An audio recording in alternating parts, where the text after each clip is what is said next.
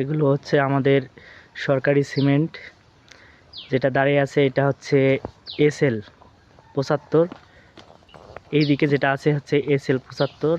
এইটা হচ্ছে ফ্রিজিয়ান 100 দেওয়া ছিল।